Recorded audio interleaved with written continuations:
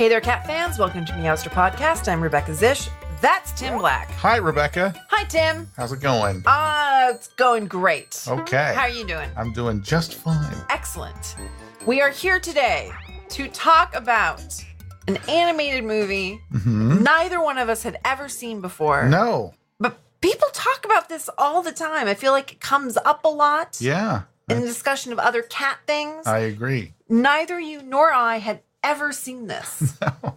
It's true. So we thought, why not? Yes. Came out in 1988. 1988, the 27th animated feature made by the Disney Corporation. It is none other than... Everybody's favorite. Not my favorite. Oliver and Company. Oliver and Company. So, Oliver and Company, of course, the tale adapted from Oliver Twist. Yes. Dickens. Then that some of the characters have the same names. It's not really like that at all, however. No, not really. Now, any similarity ends there. Yeah. Oliver is the kitten, little orange and white kitten, who is an orphan. So that's supposed to be a relationship to Oliver Twist. Right. And I guess the impression that this little animated kitten had on people who saw this film was so extensive that, remember when we used to do an episode where we talk about the top kitten names? Oh, yes. From the year before. Right. And we stopped doing it because there was very little change ever in what the top kitten names were. Yeah, it stayed the same.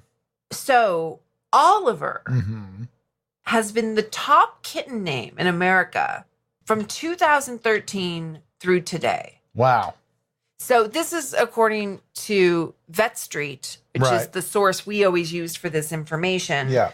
So going back, Vet Street started reporting this information in 2011.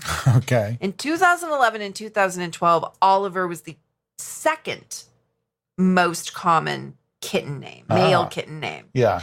Then 2013, 14, 15, 16, it's been the number one most common male kitten name.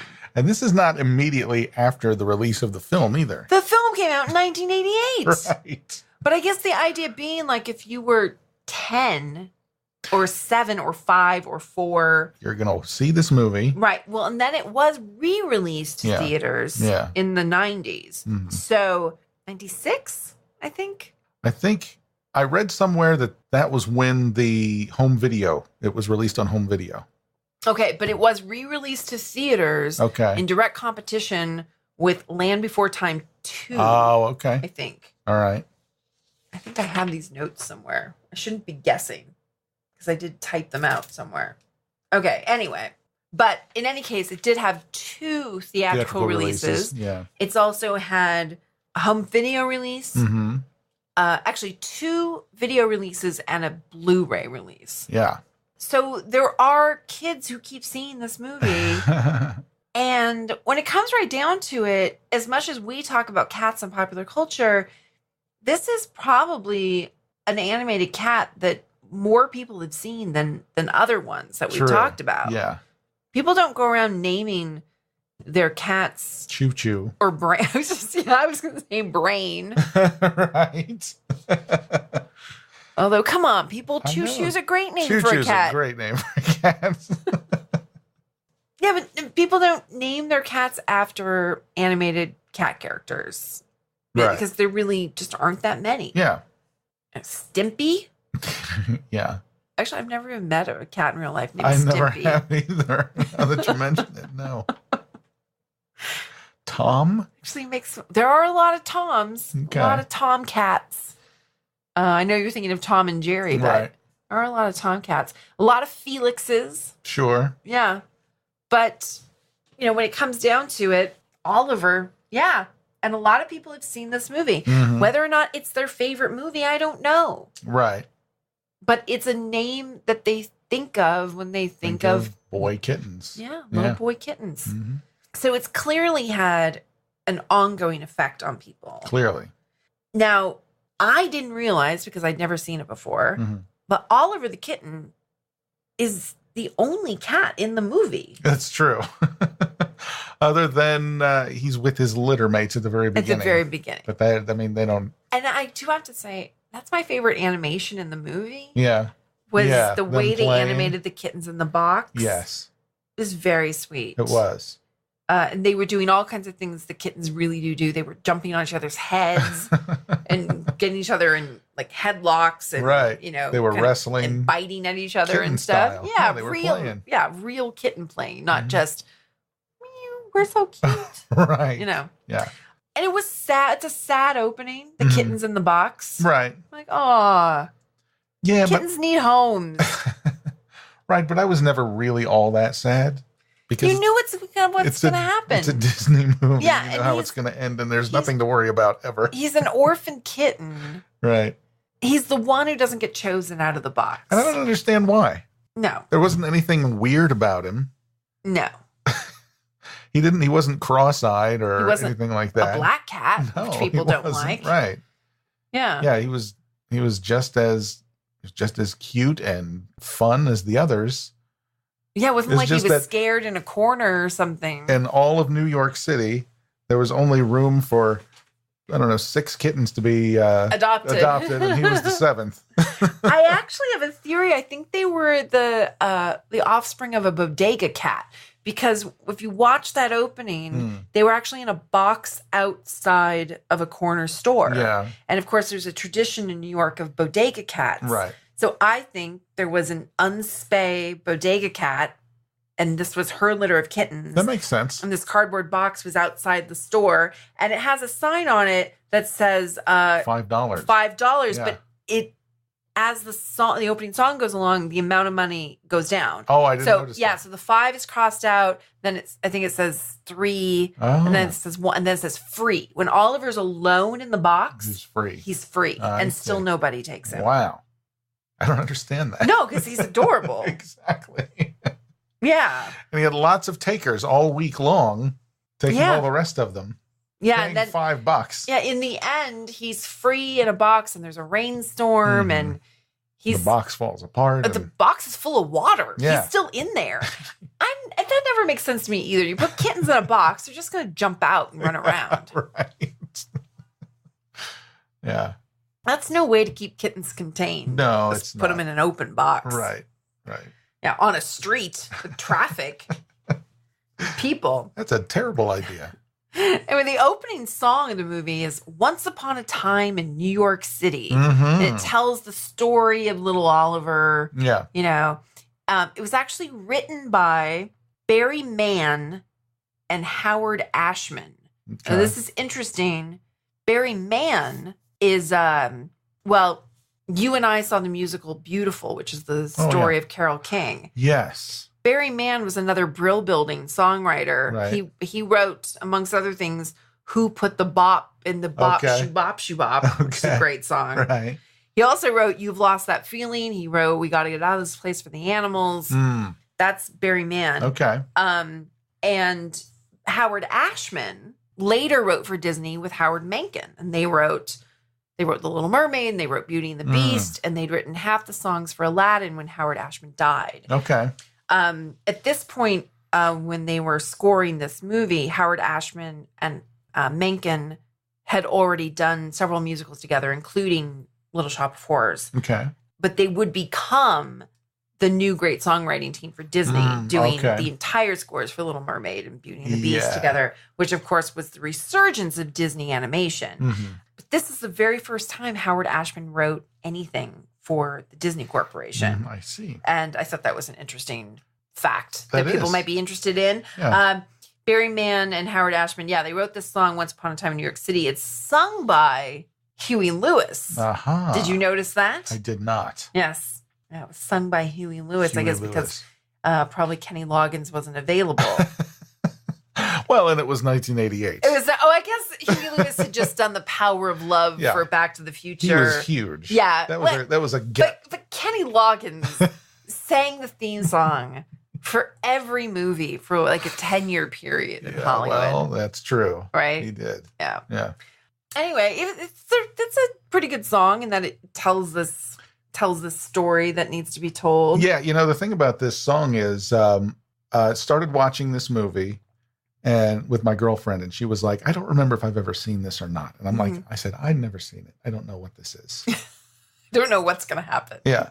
She said, I can't remember if I've seen it or not. I may have, maybe not. And then as soon as that song started, she's like, oh yeah, I've seen it. I remember this song. Really? Yeah. As soon as she heard that song, she's like, oh yes, I know this. I've seen this movie.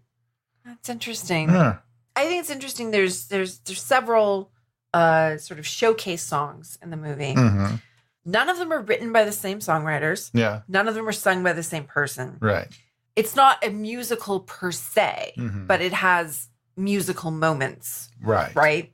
I mean, characters sing songs, but like I said, there's really only 4 showcase songs in the movie. Yeah. But yeah, each one of them is written by a completely different partnership of songwriters. And so there's no sense of a theme to it.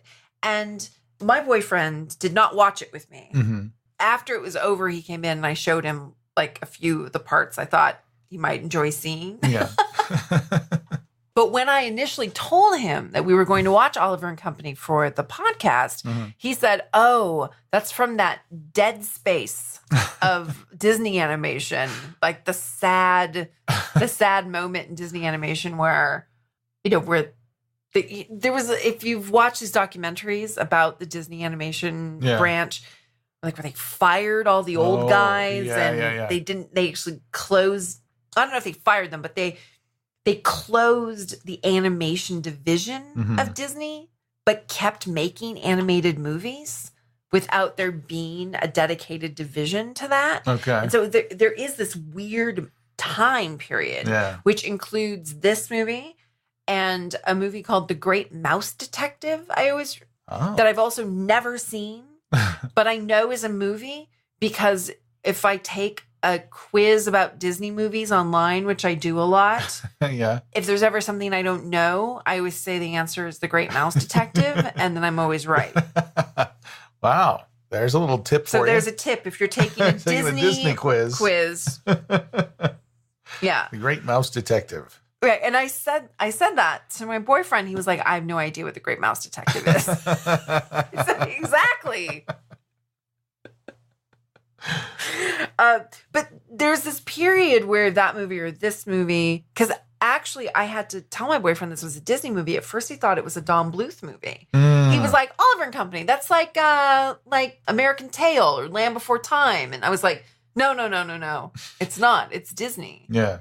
Yeah. And I think there is this period in the 80s until you get to The Little Mermaid. There was this whole kind of like a 10-year period where it is, you might as well think something was a Don Bluth movie as well as it was a Disney movie. Yeah.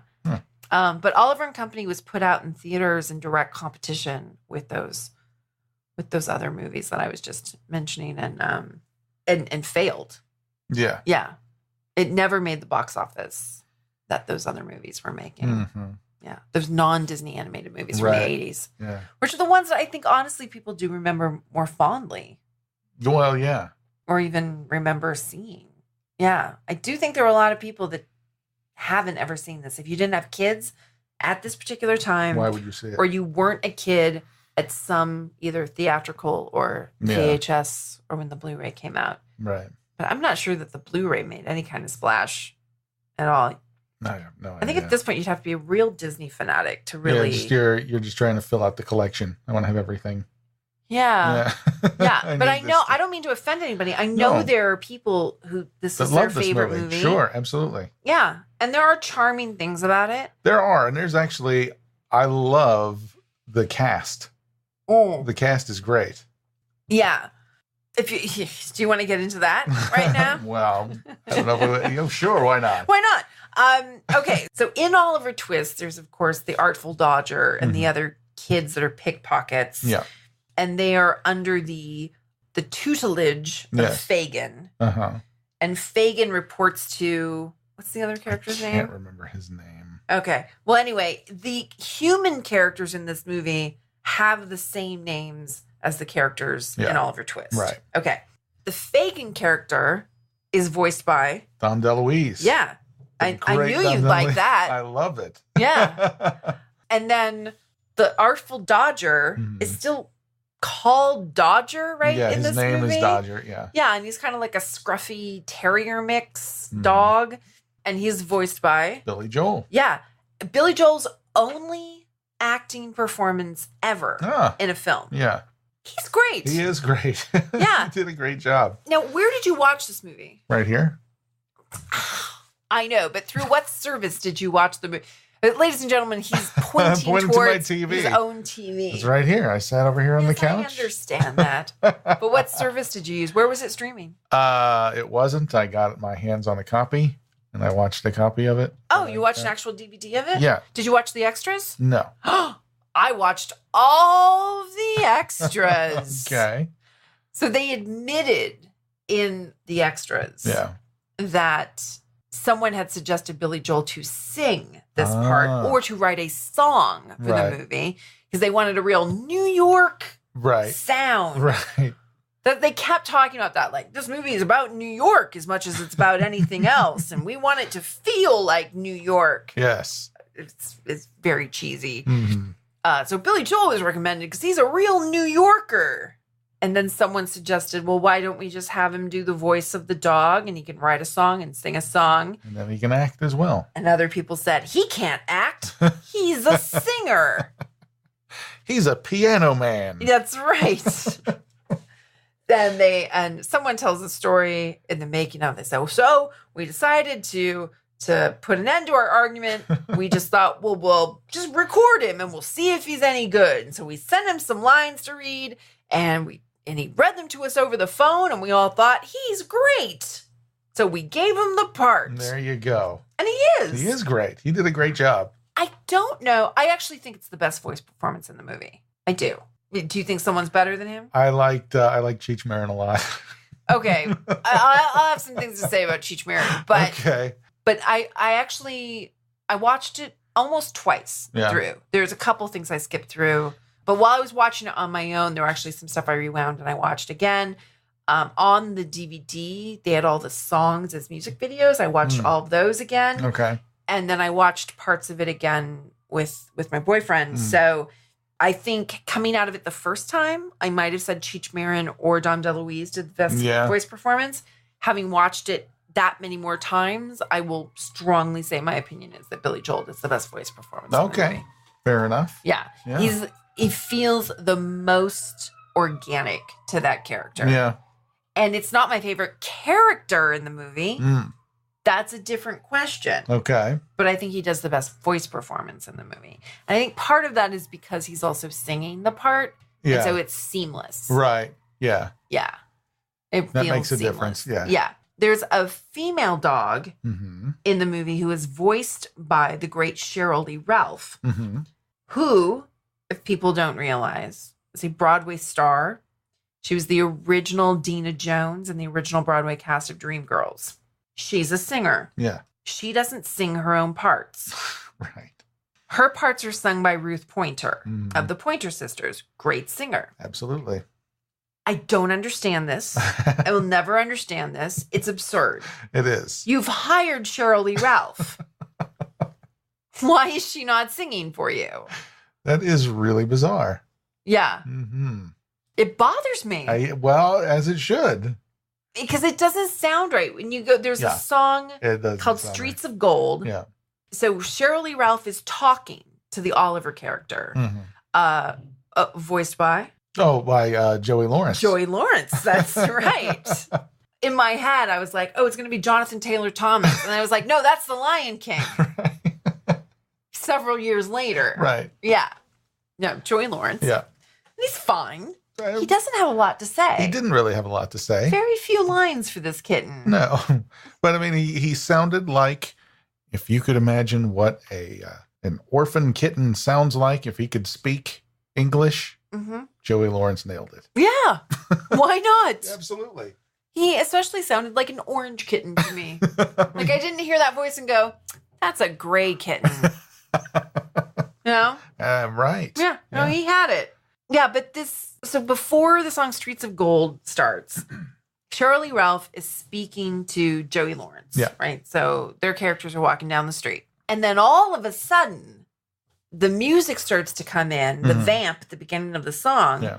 And her speaking voice becomes Ruth Pointer's voice. Yes. And she says, like, all right, honey, let me tell you how it's going to be. And it's like, what? What?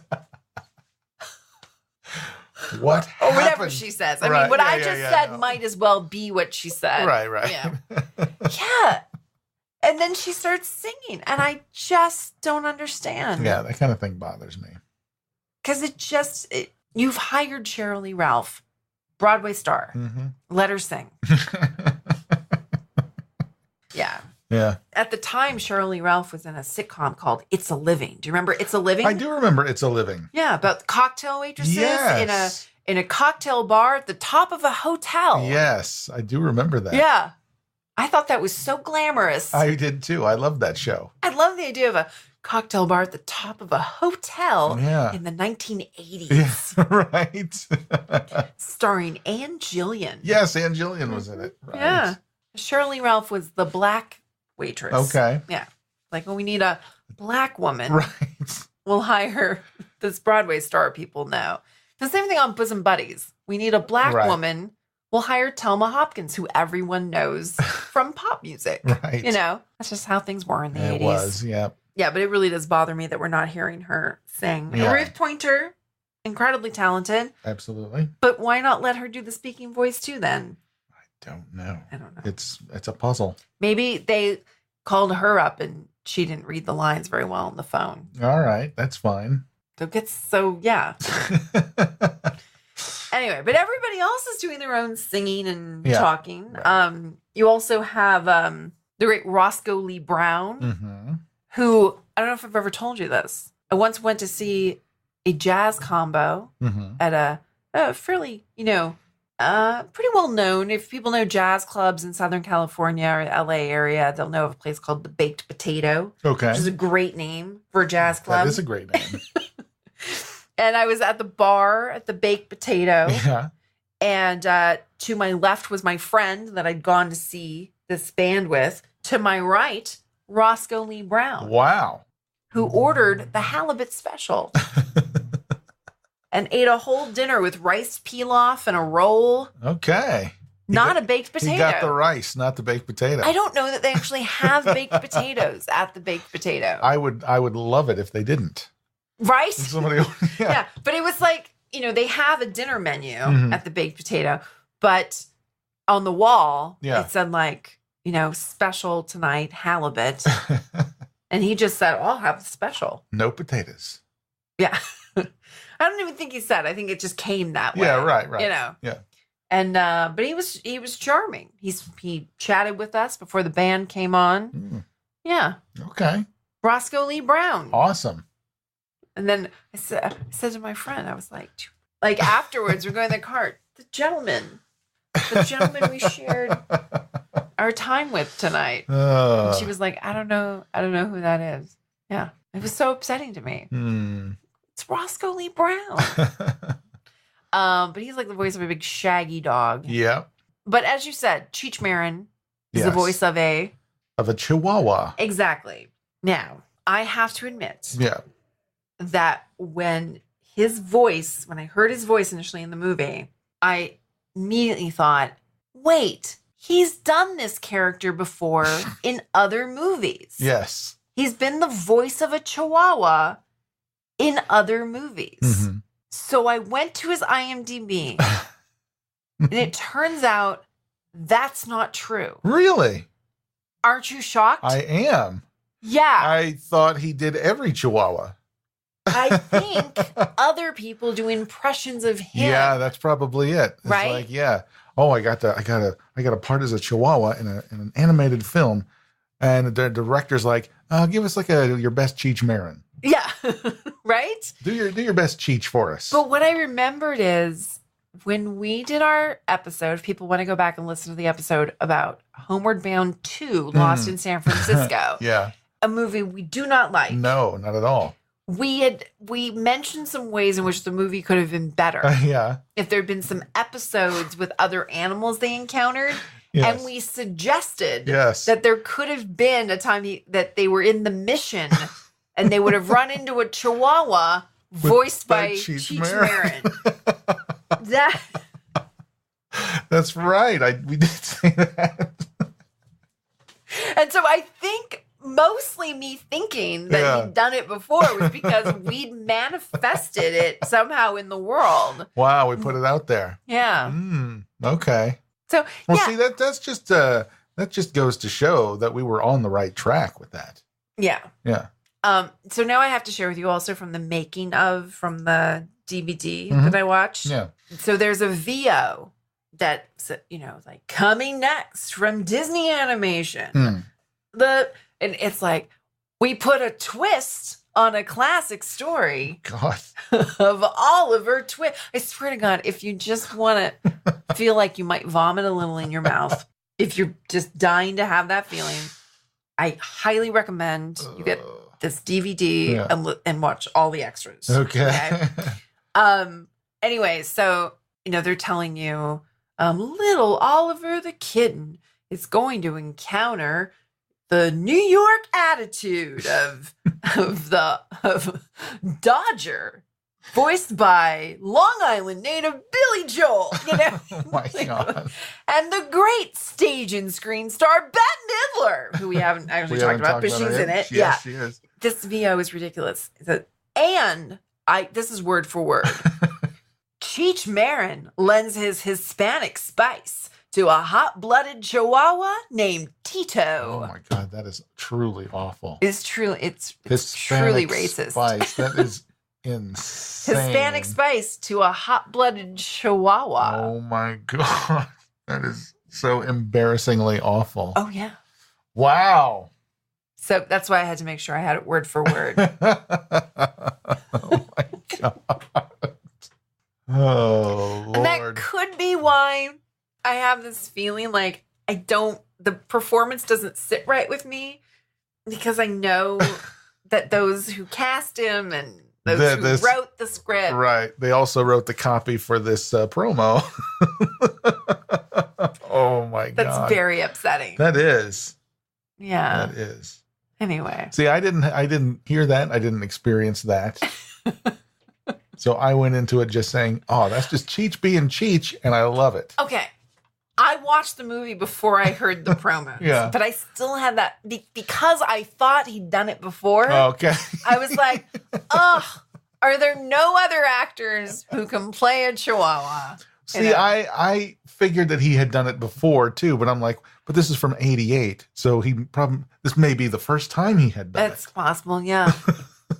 So. Yeah, even if he had done it before, which it turns out no, he has not. Yeah, and good for him, because he's probably offered the role all the time, and he goes like, "Dude, I've done Chihuahua. Yeah, I'm okay. Okay with Moke. Yeah.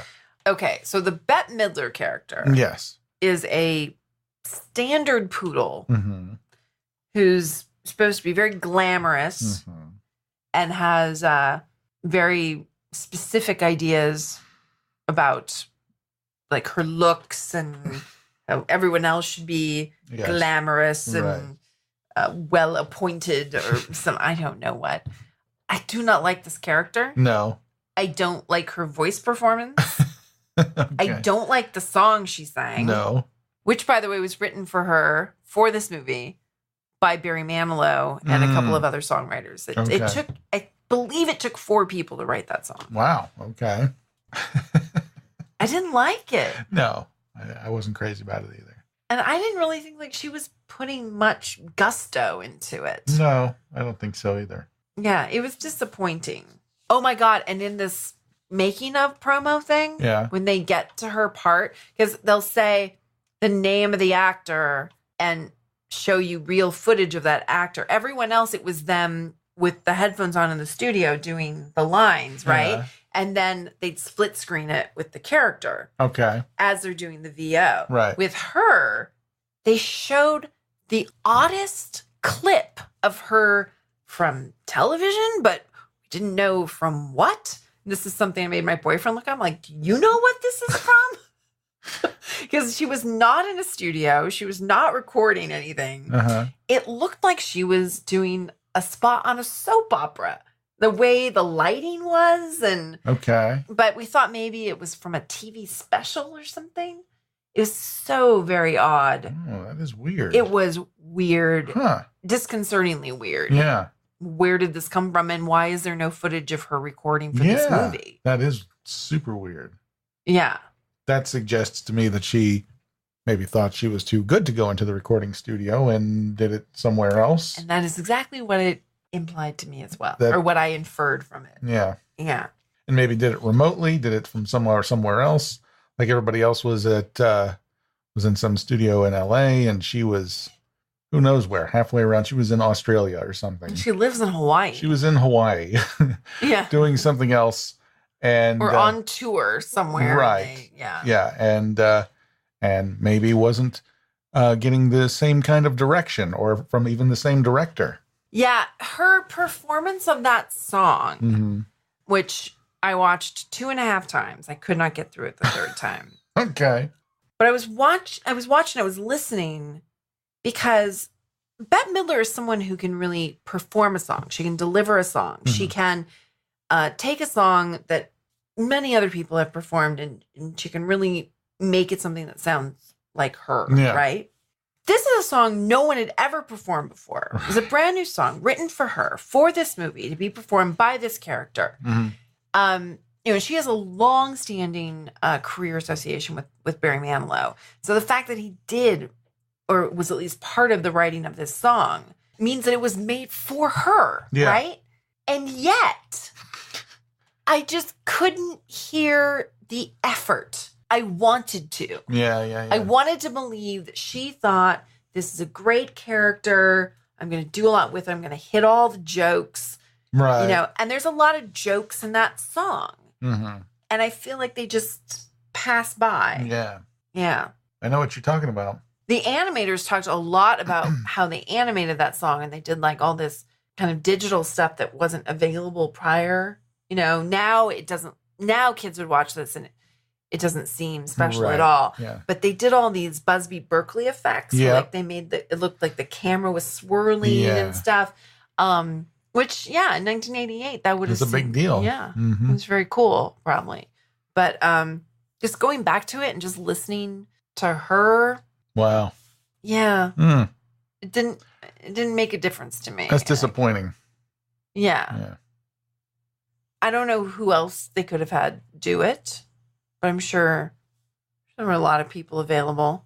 Absolutely. You know who would have been good? Who's that? Debbie Reynolds. There you go. That would have been great. Yeah. I would have loved that. She was the voice of Charlotte in Charlotte's Web. Absolutely. Why not? Yeah. I just thought of that right now. That's a good one. Thanks. Yeah. I don't know. I might think of somebody better, but. There was at the beginning when Oliver meets Dodger, they pull off this little heist. The hot dog heist. The hot dog heist. They steal hot dogs from the hot dog guy. Yeah.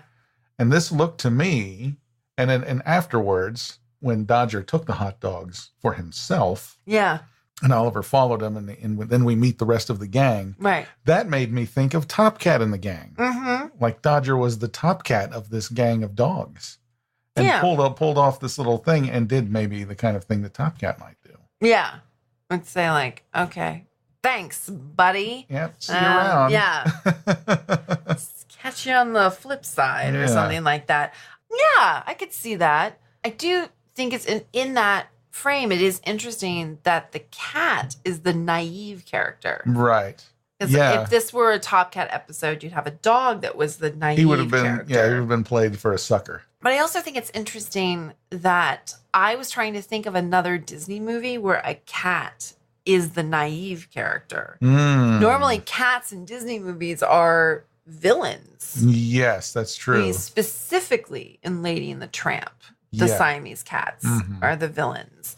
Absolutely. But I feel like that's a kind of a long-standing thing in animation where the cat is played out to be, if not evil in their villainry, at least sneaky and underhanded, and like Tom and Tom and Jerry, and crafty, right? Or Sylvester and Tweety in the Warner Brothers cartoons. A naive cat character is unusual. It definitely is. But when you're dealing with a kitten, I guess That's where that's coming from. But why isn't it a puppy? That's a good point. I don't know. It could have been completely the other way around. It could have been a gang of cats. Well, it could have been a puppy and a gang of dogs. It could have been. The whole time I'm watching it going, this doesn't make any sense. Yeah. Yeah, and then the Bette Midler character could have been a fancy cat. Yes, that would have seemed more Disney to me. Like some sort of Persian. Yeah, exactly. Yeah. In the Aristocats, of course, you have a combination of naive cats in the kittens that are naive. Mm-hmm. But of course, the grown cats are all very street smart. Yeah. Their mother, Duchess, isn't street smart. She's been pampered and such. But she's no dummy. No. She's no one's fool, voiced by Ava Gabor. Oh, yes. Yeah. I love Ava. No, we've never talked about the Aristocats on this show. We haven't, not yet. That's funny. I guess maybe we need to figure that out. Get that in the lineup. I think we should. Somewhere. Yeah. Let me ask you this. What did you think of the overall animation style? Did it feel like a Disney film to you? Not exactly, no. It didn't. I mean, they did a good job with it. I mean, I don't have any complaints with it. It didn't look cheap or unprofessional or anything like that, but it didn't really feel Disney to me. It didn't have that extra magic, did it? Right. Yeah. That's what I thought. I also thought that the girl, Jenny, so to make sense for people listening, there's this Jenny character who takes Oliver in. Mm-hmm. It's funny because the dogs think he must be being tortured inside this home where this little rich girl is now pampering him and giving him everything his heart's desire. So they bust him out. Yeah, they bust him out. Yeah, the whole movie is very episodic. Yes, it is. There's enough, and instead of it feeling like, maybe that's why it feels like Top Cat to you too. Yeah. Like instead of it being a whole story, right? There's a kitten, then there's the kitten has a caper with a dog. Right. Then the kitten learns about being a thief from these other dogs. He joins the dog gang. Yeah, and then he gets taken in by a little girl. Right. And meanwhile, there's this guy who owes this other guy a lot of money. Yeah, that doesn't seem to have anything to do with the dogs. Right. But these dogs have to figure out a way to come up with this money to save that guy. And why is that their problem? I don't know. I don't know. Yeah. And then... But it's Dom DeLuise, and I love Dom DeLuise. And then the little girl gets kidnapped. Right. And then they save her. Because the guy couldn't come up with the money. So he's like, I'm going to take that girl. Who is she to him? Nobody. Doesn't make sense. But if they were individual television episodes about a group of characters. Yeah. It might make a little more sense. You sense. might be able to tie it all together. Yeah. But it's... Anyway, that Jenny character, that girl, looks exactly... She is the spitting image of the character Penny in The Rescuers. Absolutely, yes. She is exactly the same drawings, the same. 100%, yes. You're absolutely right. They couldn't draw another little girl. Change her hair color. So you say it doesn't seem cheap, it seems professional. In most ways, yes. But in that sense, you're right. No, absolutely not. They just here's a girl we can take right off the shelf. It's not like she was a character they developed and not used in another movie. And it's not like she was from some obscure cartoon from the 30s or something. This was maybe 10 years before, if that. Yeah. And there's two of them. Right. There's the Rescuers and the Rescuers Down Under. Right. Yeah. Yeah. That was disappointing to me. Yeah. That's true. And it made it hard for me to care about that little girl. I was like, she's been kidnapped. Whatever, they'll figure it out. I honestly... She's been through this before. Yeah. Kidnapped? Yeah. Please. Get rescued by some dogs or some mice. Something will happen. Yeah. Yeah, it was another one of these things, too, where I was like, where are the rest of the animals in this universe? If the dogs and cats can talk to each other... Right. There's no other communication with other animals. Right. It's New York City. Yeah, no pigeons or anything around. Yeah, at least least talk to a couple of pigeons. A rat. I think if they made this movie, first of all, I don't think they'd make this movie today because I think it would just, this is not a property that they would care about today, right? And how are they going to sell that Hispanic spice in 2017? That hot-blooded Chihuahua. What makes him hot-blooded? Merely that they think he's Hispanic, right? Yeah, exactly. I would love to hear an animated Chihuahua voiced by a British actor, right? Who's to say every Chihuahua? Sure, I mean, genetically, maybe they began as a species. Voiced by Steve Coogan. Why not? Yeah. Martin Freeman. Why not? Absolutely. Chihuahuas live all over the world. They do. People. I know. But then they were in New York City. I'd like to see a Jewish Chihuahua. I'd like to, and then you get an Irish setter, and you give him like a Valley Girl accent, some kind of right, like a surfer, like an Owen Wilson doing the Irish setter. There you go. Right? Absolutely. Throw everybody for a loop. Yeah. Why not? Why do we have to buy in to these racial stereotypes of dogs? And they're so easy, too. Oh, a Chihuahua. That's obvious. We get Cheech. Yep. Get Cheech on the phone. What's going to happen when there's no Cheech Marin? I don't know. Who are they going to get? I have no idea. My boyfriend actually said that. He's like, so there's no other Hispanic actors? Nope. No. There's just Cheech.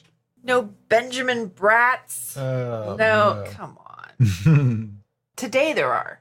Today they might have other choices. They could get Antonio Banderas. But of course, he does that great Puss in Boots.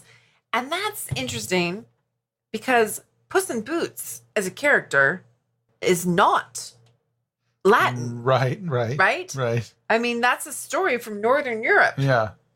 But in that casting by DreamWorks, they were like, who could do a great voice of a swashbuckling cat? Right? So they got Antonio Banderas, right? Yeah. Why not? See, that's thinking outside the box. That is. That's some colorblind casting, as they call it. Absolutely. Right? Yeah. So why not Javier Bardem as the voice of a Shih Tzu? Wow, I didn't see that coming. I like that. Shih Tzu's a Japanese dog. Yes. Yeah. Or an Akita, another Japanese dog. Why not? Why not? Let's get some outside the box thinking. But they wouldn't make this movie today. No, they wouldn't. So is this just, Disney's not making movies like this. But if they did, if they were thinking about this, they would follow the Oliver Twist story more closely. And it would be a story, a real story, not just these episodes, bits of what should have been a TV show. Right. You know, the Disney Channel, like Oliver and Company on the Disney Channel as an episodic TV show. I don't know. Did they ever do that? I don't know. I have no idea. Yeah, I don't know. See, that wouldn't have been a terrible idea. No, that wouldn't be a nice cast characters and then do like a Top Cat thing. Yeah, exactly. Yeah. I don't think you'd get Billy Joel to voice it every week. No, probably not. But my favorite song in this movie is the one that he wrote, that he sings. It's a great song. Yeah, he did great. Yeah. I mean, that's very listenable. And remember when we did our episode about the remake of That Darn Cat? We talk about that terrible theme song that it has. You know, remember I found online a place where a guy was like, this was my favorite song. Yeah. And we figured out it had something to do with when they used to have Disney radio. I think the songs in this movie were designed for Disney radio. Yeah, you're probably right. And that Billy Joel song on Disney radio would have been a smash hit. Sure. I mean, all four of the songs in this movie would have did fine on Disney radio, I'm sure. Yeah. But especially that Billy Joel song. I bet that was number one. Yeah, number one on the Disney radio chart. Yeah. And then right after it, they'd play that darn cat theme. But that's another thing. They probably played that Billy Joel song on Disney radio for years and years when this movie wasn't available on VHS. It wasn't. The movie wasn't in the theaters. And there were still kids who would have known this song. Right. Yeah. And that Streets of Gold song, that plays as a single as well. Yeah. The opening song is nice. Huey Lewis sounds good singing it. But because it tells the story of a character, I don't think it works as a radio signal. Yeah. And if you just listen to that Bette Midler song, it doesn't pack a punch. Right. Yeah, it's disappointing. So would you like me to tell you about the other extras you can enjoy? Absolutely. On the Oliver and Company DVD or Blu-ray. All right. There are 2 classic Mickey Mouse cartoons. Oh, wow. One is titled Lend a Paw. Okay. From 1941. In this one, Pluto saves a kitten being drowned in a sack in a river. Oh, my God. Now, in 1941, Jesus. this would have been this is a cultural touch point, Yes, right? yeah. That people, you would have seen that in 1941. I mean, I hate to upset people who might not know about this or who listen with their kids or something. So, this just is a warning. But cats and dogs were not spay and neuter. Right. And if someone had kittens around and they didn't want them, it was like a thing. That's the way, you put them in a sack and you drop them in a river. It's terrible. Mm-hmm. It happens in the Aristocats, yes, too. It does. Not because they're unwanted by their owner, but that whole, evil butler thing or whatever that happens in the Aristocats. So, 1941. So Pluto's, down hanging out by the river, and this kitten goes by in a sack, and he jumps in, he saves the kitten. He takes him home. Mm-hmm. Oh, no, he doesn't take him home. He follows him home. Okay. So, Pluto thinks that his good deed is done by just, I rescued this kitten. Okay. And then he goes off trotting home. And he gets home, and the kitten's behind him, and Mickey is like, oh, the kitten! And, gives the kitten milk, and the kitten's very sweet. Yeah. But Pluto is not happy. Pluto does not want to share Mickey's affections. So then the angel devil trope begins. Okay. And there's an angel Pluto and a devil Pluto on his shoulders. Right. And the angel Pluto, of course, is saying, be nice to the kitten. Share your home with the kitten. The devil Pluto is giving Pluto ideas about how to do away with the kitten. Oh. The simplest of which are ways to get Mickey to throw the kitten out of the house. Uh-huh. But then there's actually violent suggestions made, which is so odd to me because he just saved the kitten from drowning. Why? Yeah, it's unpleasant. Wow. I mean, first of all, the angel devil trope, it's... Well, 1941, you got to cut him some slack. I guess. Fine. Okay. I'll cut him some slack. But, and one particular thing, the devil encourages Pluto to basically murder their goldfish and blame it on the kitten. Oh, boy. Oh, my God. The goldfish survives. I was not expecting that. No. Because it really seemed like the goldfish was done for. And the goldfish, when asked by Mickey, who did this to you, fingers Pluto.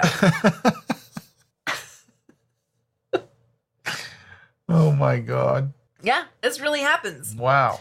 All right. The other one you can watch is called Puss Cafe. Puscafe. Does this take place in Japan? Does not. Oh. 1950. There are 2 crazy-looking cartoon alley cats. Okay. I've never seen a cat drawn this way. I can't even begin. Basically, people Google this. What's it called? Puss Cafe. Okay. The cats in this thing, Tim's looking it up now, are so crazy looking. I love them. Yeah. But they are crazy looking. I've never seen anybody try to draw cats this way before or since. Look at them. Where are they? Which one? Both of them. These 2. Right here? Look at their tummies. Oh, I see. Aren't they odd looking? That's silly. Yeah. So there's these 2 cats, and what happens is that they see Mickey's yard as a buffet for them. Oh. They see there's he's got a birdhouse and they imagine them as roasted chickens. Mickey's got a fish pond. Oh. And the fish are like jumping out of the water, and they're imagining them as sandwiches. I've never seen that. Actually, really made me laugh. I've never seen that before.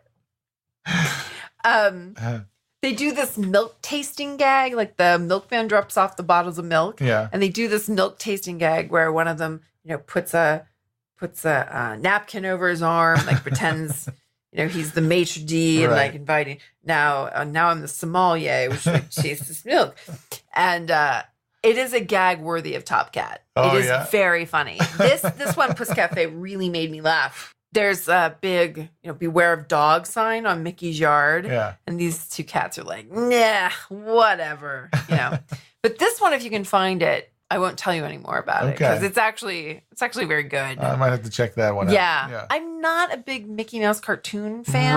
Right. Every once in a while, though, I see one. I'm like, that one I like. This is one of them. Yeah, I really enjoyed it. I laughed aloud at least 3 times watching it. So there's also a puzzle game on the DVD that you can play with your remote control. That's amazing. Where the characters from Oliver and Company are going to help you solve. There's like a, what's different in these 2 pictures puzzle. Okay. There's like, which is the right way through a maze, but it's all things that you do. There's a counting game. I don't know. So, it's like for probably kindergartners through 4th grade would have enjoyed playing these games. Sure. I played all the way through. Yeah. Yeah. So I think it's like 5 different puzzle games in it. And you have to work your way through from the easiest to the hardest. Oh, that sounds like a challenge. Or start over from the beginning. Yeah. There's the original trailer. There's the TV commercial when they re-released it for home video. Yeah, there's some good stuff on there, and then this whole making of thing with some racist voiceover. That is insane. I can't get over that. Yeah, it was rough when I heard. I was like, what did he just say? Jeez. Yeah. But yeah, so there's other stuff to watch on there. And then, like I said, they turn the songs in the movie into music videos that have closed captioning, so you can sing along. It's like karaoke videos. Does it have like a follow the bouncing ball on the words? No, follow the bouncing ball. Yeah, but it's fun for kids when they put that on movies. Yeah. Like that. Yeah. So I thought, if you bought this when it came out, it's a good value for your family. Sounds like it. There's a lot of extra stuff there. Yeah.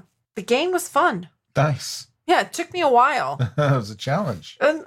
It's just like lengthy. Okay. I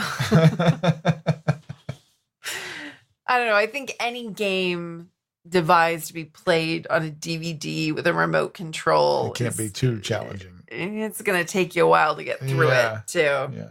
Like, okay, go up 3 times and over to the right. And okay, this one. Yeah, but I had fun doing it. Well, good. So Oliver and Company. Are you glad you finally seen it now? I don't regret seeing it. Okay. I don't know if I would say I'm glad I saw it, but I don't regret. I know what it is now. Oh, well, there's that. There's that. I know there's only one cat in it. It's only one cat in it. It wasn't a terrible movie. There was some of the performances were great. I loved Dom DeLuise, and I loved, Billy Joel was great, and et cetera. Yeah. There was some good stuff in there. It wasn't a great movie, but it wasn't a terrible movie. I don't know if I would watch it again. It's like, I get it. Yeah. But, Yeah, I mean, the narrative, not great. No. And the fact that like all of those songs are done by halfway through the movie, I always find that to be a weakness in things like this. Yeah. Like you need a song in the second half too. Right. Because you get to that point, once you've heard that Bette Midler song, there's no more music in the movie. Yeah, like that's what you're going to leave me with. They do a little bit of a reprise of Billy Joel's song at the end where all the dog characters chime in and sing a line. But it's like too little too late. Yeah. There should have been another song in there somewhere. Yeah, and it was, I mean, it was a short movie. It was only like an hour and 17 minutes or something like that. Yeah, there were points that felt like it was long. That's true. That's true. But yeah, I guess that doesn't surprise me. Yeah. I don't know. I just think there's some stuff that it did seem to me, it seemed to drag on. Once there was no more music. Yeah. It did seem to drag on. Yeah, I mean, and it gets to a point where I almost called her Penny. Jenny gets kidnapped. Yeah, their names rhyme even. I know. They changed one letter. One letter and just put her in a different movie, in a different dress. There's a point at which she gets kidnapped, which I don't understand why she got kidnapped. No, I don't. And then they go through all this stuff to save her, and none of it is really all that interesting.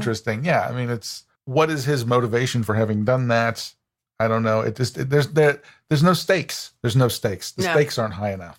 It doesn't even really seem like she's in a scary situation. No, she doesn't even really seem all that scared, especially like it's almost like she doesn't understand what's happened. Exactly. It's like, here you are, you're a little girl. You've been kidnapped. You don't know why, by some scary dude. You've been tied to a chair and you're kind of scared. Not too bad, but you're kind of scared. You're in some scary place. Yeah. Some kind of, I don't know, warehouse kind of something. I don't know. And then some dogs come barking at you. Yeah. And then, the dogs seem like they'd be scariest part. And then who are these dogs? Where are they running at me? Yeah. And then everything's better when she sees the dogs. And Oliver's here. This kitten is going to save the day. How? It's a kitten. Yeah. From her perspective, it doesn't make sense. I think something else that doesn't make sense in this movie is that I don't know why there's so many human characters. Yes. Right. When it's a movie in a universe in which animals talk and can do all these things, normally there'd be more animals.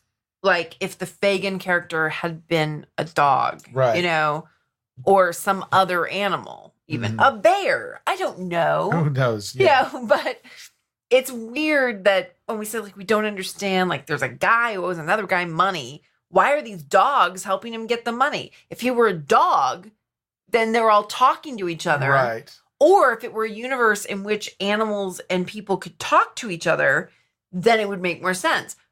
But the people don't understand the dogs. No. And I was actually thinking that when I just said, like, that little girl would be terrified and all these dogs come rushing her. Right. They run in, they're all barking. Yeah. Now, what's happened?